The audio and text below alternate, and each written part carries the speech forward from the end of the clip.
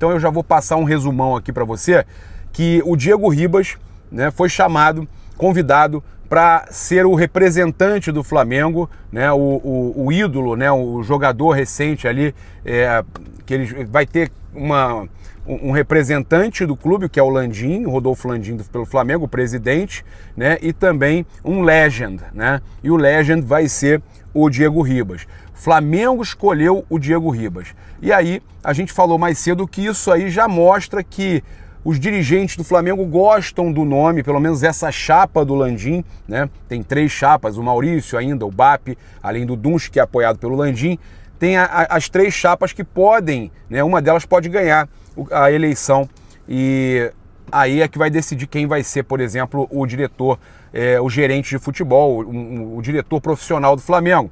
Só que a chapa do Maurício tem um nome que não foi revelado, a chapa do BAP fala-se muito do nome do José Boto e também a chapa do Landim não tem esse nome definido, mas esse convite do Diego Ribas fez parecer que o Diego é esse nome, né, escolhido pela chapa do Rodolfo Landim, o candidato Rodrigo Dunsch.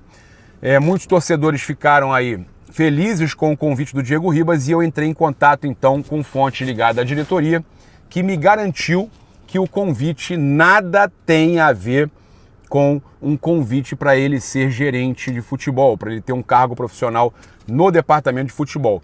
Que esse convite é uma coisa completamente separada de qualquer decisão posterior. Que esse nome, inclusive, ainda não está batido o martelo, tá? Que eles têm 2 ou 3 nomes que interessam. Falaram, inclusive, que há a possibilidade de um desses nomes ser o Edu Gaspar, né?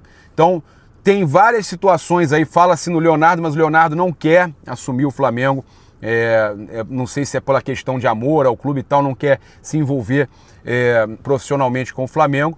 Eu sei que tem alguns nomes aí que podem ser cogitados e o nome do Diego Ribas é um deles, mas o Flamengo não fez ainda esse convite e não confirma que é o Diego o nome, nem que isso tem correlação com o fato dele ser o escolhido para estar no sorteio do Super Mundial de Clubes, tá?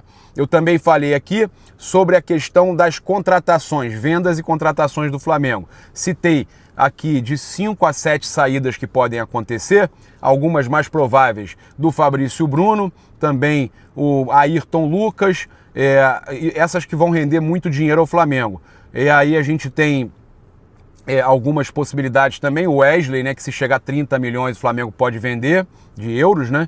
E a gente tem muitos nomes aí, o Lohan, o Matheus Gonçalves, somado tudo isso, né? Com algumas saídas que tem salário alto, como o Alan, ainda o Davi Luiz, que a gente não sabe se continua, mas se sair o Flamengo também deixa de pagar um salário altíssimo. A saída do Gabigol, só aí, ó, Alan, Davi Luiz e Gabigol já são quase 3 milhões na folha do Flamengo. Então a gente contabilizou que o Flamengo faria mais de 400 milhões, entre 400, 500, 600, depende do que vender. Teria dinheiro em caixa porque não paga a dívida à vista, a dívida você parcela. Então o Flamengo conseguiria fazer um pagamento de dívida ainda parcelado, ter dinheiro em caixa, contratar, pagar o que gastou do estádio. Apesar do Landim falar que o dinheiro do estádio vai vir da própria operação do estádio, com naming rights e tal, mas o Flamengo teria dinheiro em caixa. Então tudo isso mostra que o Flamengo está muito tranquilo, né? E com essas saídas eu fiz uma conta do Flamengo ter 7 milhões a menos na folha mensal dos jogadores, que já teve algumas saídas e teve algumas chegadas.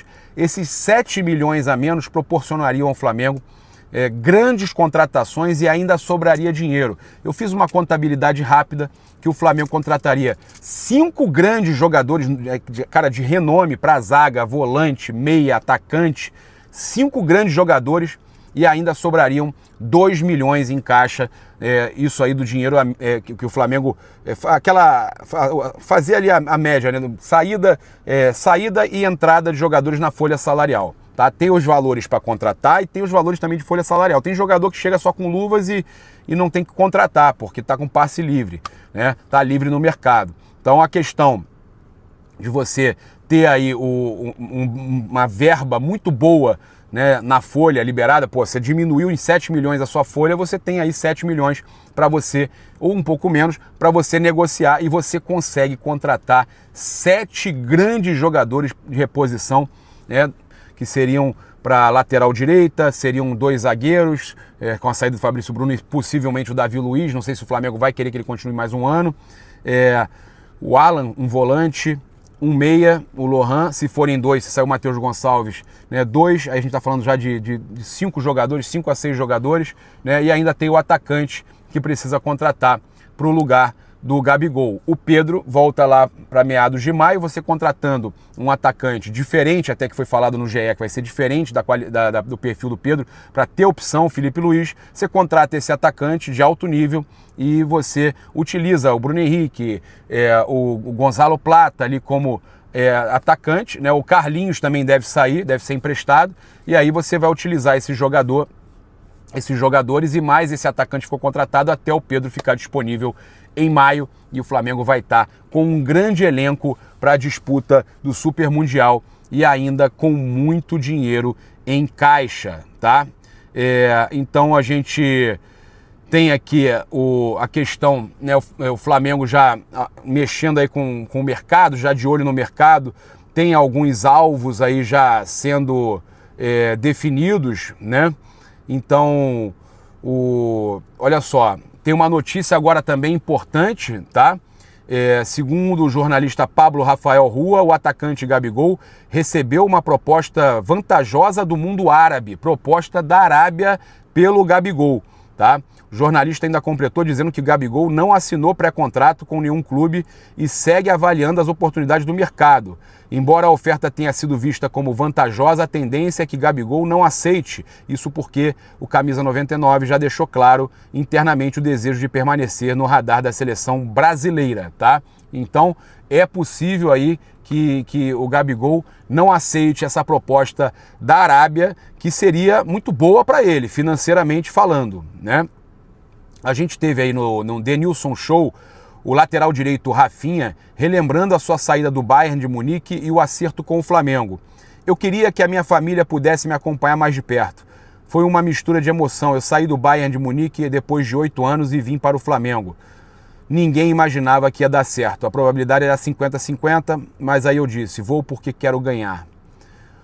Um árabe amigo do Ribéry me ligou. Eu era para ser o primeiro a ser contratado pelo futebol árabe. O Ribéry disse, eu vou, mas eu quero te levar, né, para o mundo árabe.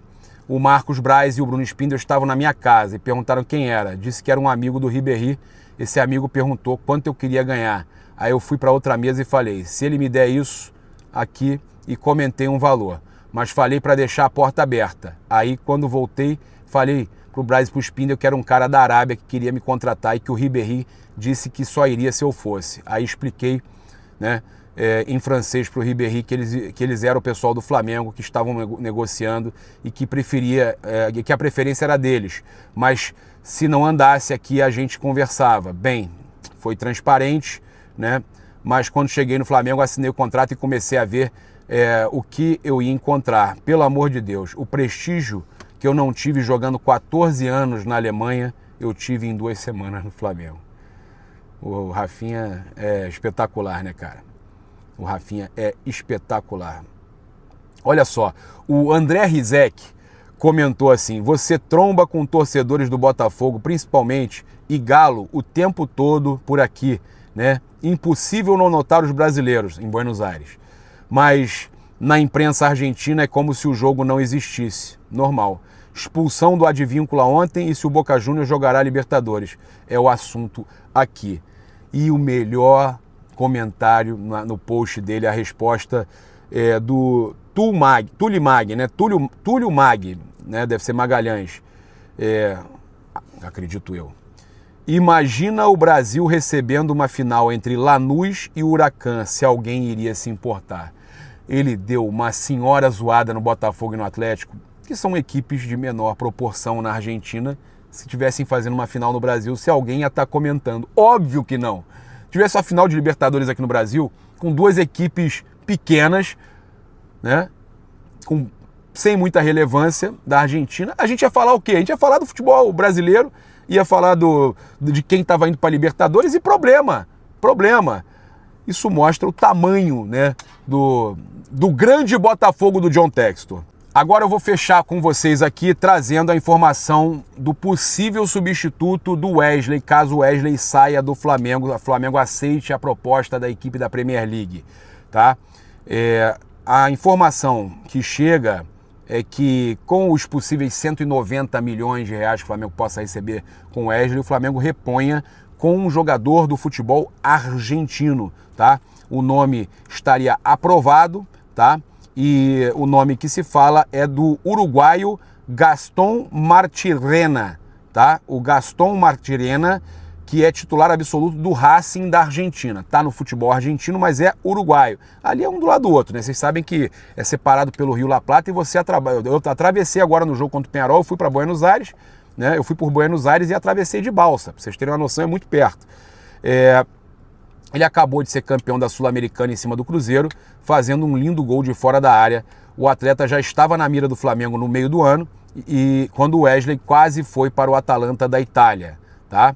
Então, Gastón Martirena quer jogar no futebol brasileiro e o Flamengo já tem conhecimento que um convite do Mengão deixaria o jogador muito entusiasmado para defender as cores rubro-negras. A informação saiu no Romário Júnior, bola VIP, lateral direito, tem 24 anos, é jovem também, né, e pode chegar a um nível maior tecnicamente falando, sem contar que também é bem inteligente do lado tático, né, fazendo dobra de marcação e atacando o espaço, tá certo? Então, o Santos também esteve aí interessado no Martirena, né? Atlético Mineiro também está na disputa pelo jogador, então tem algumas equipes aí brasileiras mirando aí o nome do Gastón Martirena, lateral do Racing, né? Começou também a rolar aí que o presidente Marcelo Teixeira quer alguns reforços de peso para 2025 e que ele seria o nome aí que o Santos estaria de olho. Então o Flamengo tem que ser rápido. Se for vender o Wesley no dia seguinte ou no mesmo dia, já tem que estar fechado com o cara. Vender o jogador, vendeu por 30 milhões de euros, já contratou no mesmo dia. Deixa neles saberem lá por quanto vendeu o Wesley. Já contrata antes, na verdade, anuncia no dia seguinte, mas já fecha com o cara antes de vender. Avisa pro time lá da Premier League, ó, tô recebendo aqui esse dinheiro do Wesley, mas eu só espero aqui um pouquinho. Antes de fazer o depósito, espera aí, antes de eu assinar, espera um pouquinho. Aí vai lá no Racing, me manda o comprovante que vocês vão depositar mesmo. Vendeu? Tá fechado? Vai lá no Racing, ó, tô comprando aqui o Gastón, beleza, valeu. Aí você avisa lá, ó, contratei, paguei, já contratei aqui, operação casada, pode mandar. Manda a grana, manda o contrato, tá tudo resolvido e passa a régua, fecha a conta. Valeu, se inscreve aí no canal, aciona a notificação no sininho, deixa aquele like maroto no vídeo. Saudações rubro-negras, só aqui é Flamengo, valeu!